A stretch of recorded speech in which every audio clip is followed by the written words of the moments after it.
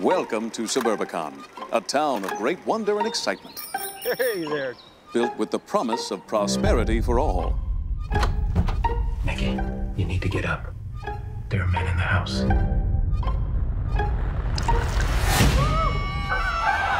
Well, I think, look, festivals are important for lower budget film. It's a $24 million film, which doesn't sound like low budget to people who make low budget films, but it's a low budget film for a film that's playing within the studio system now. And so it's sort of, you need that help. You need to get it out there. You need to have it play internationally. You have to do those things. You know, it's also nice. It's nice to go to Venice. It's nice to come to Toronto. It's people who like films. It's fun to be there for that. It's fun to be around people who dig films. It's also strange. We were just talking about this before. We get to run into actors that we don't see. Yeah. You know? We were in a room this morning with it's like they dumped us all into one room before we went off to do our separate interviees, and there were actors in there that I'd never met. Richard Jenkins, and was so excited. He'd never met Michael Shannon. I'd never met Michael Shannon. You know, so you kind of rush in there and introduce yourselves, and it's really fun. I've been seeing a lot of things on the campaign trail talking about scapegoating Mexicans and Muslims, and I always like to look at stories backwards and remember that nothing is new. None of these are new. And I was looking through and I found this piece on Levittown, Pennsylvania called Crisis in Levittown. And I was thinking about making a movie about it. It's hard to make a full movie about that story. It's not a full story, or it's a great story, but it's hard to find a full feature out of it. And then I remembered Suburbicon, the film, and I also loved the idea of our take on the suburbs in the 50s and how it's that Leave It to Beaver time where we actually thought everything was simple. And if you were a straight white man, it was. But other than that, it probably wasn't. Yeah. And how just beneath that veneer there was a lot of other things going on. And I like the idea of putting them together and looking in the wrong direction and blaming the wrong people for your woes, which seems to be an American tradition.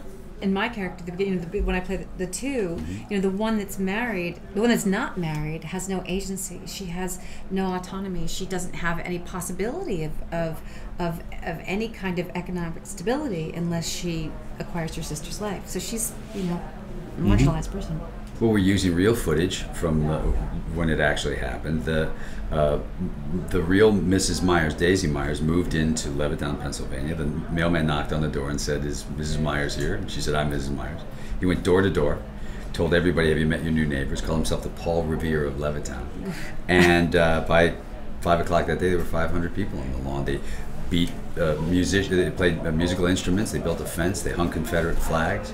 The petition we read in the movie is the actual petition that they wrote to get this family to leave. And it was all, we're not bigots, we're all for segregation, but just not here. It was interesting for me to do. I was quite intrigued by it, and certainly when I saw the film, really impressed with the tone, because if you do, as George was saying in one of our interviews, you're not making a documentary when you're making a fictional film. You are making a piece of entertainment, and I think that the film it's kind of wonderful how it leads you in with a sense of being, clearly very entertained by these slightly comedic, everyday people. And as it proceeds, the tone changes and becomes darker and darker and darker until it's really, really, truly noir. It's like bad people doing bad things, and leaves you in a very thoughtful place because you have this juxtaposed against this actual storyline. So it was quite unusual, and you're even as an audience, you're lured into being entertained as well. So you think like, why am I looking at this and thinking this is so funny and entertaining, and this is happening at the same time? It's kind of operates on different levels. I think it's important. It's like we were talking about. Otherwise, do a documentary. The reality is, when you do a movie, even if you want to talk about things that are important in the world, if it's not entertaining, then, so you do have to hit Matt in the face and have somebody get clubbed with a fire engine. Stuff like that. Right. You gotta throw that. Yeah. Wear a blonde wig. Sure. Wear a blonde wig. Why not? Or try to poison a 9-year-old. Try to poison a 9. That's a nice thing. That's right. You're such a nice person. First of all, I suppose you don't have to be a soothsayer to realize that we're going to constantly have to deal with these issues. They continually pop up.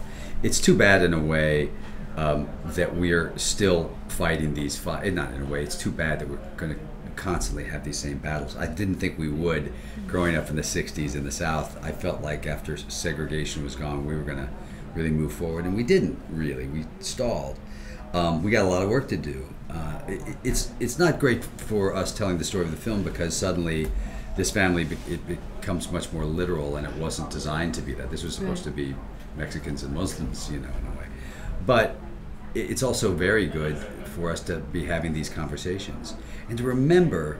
This is the thing. My father was an anchorman in Cincinnati, and there were some skinheads protesting, down on Fountain Square. This is 1980 or so.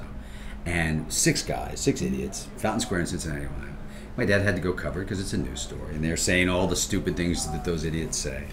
And there's about 1,000 people around them yelling at them. And my dad covered it because it's a news story. But then he went up to the top of Carew Tower, which is the tallest building in Cincinnati.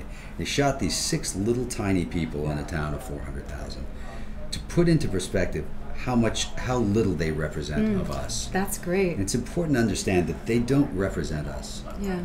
And when you see those idiots carrying torches and stuff, those chicken shit little pussies walking around with their stupid little tiki torches, they don't represent 1% of this country. And that's the truth.